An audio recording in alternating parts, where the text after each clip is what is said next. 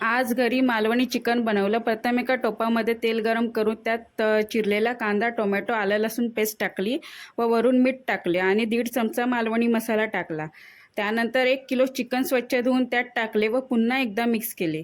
सगळं मिळून आलं पाहिजे व वर झाकण ठेवून चिकनला पाणी सुटलं पाहिजे। 10 मिनिटांनी झाकण उघडून चिकनला थोडंसं पाणी सुटलेलं त्यात मी गरम पाणी ओतलं व त्यात कांदा खोबऱ्याचं वाटण टाकून मिक्स करून त्याला एक उकळी आणू दिली।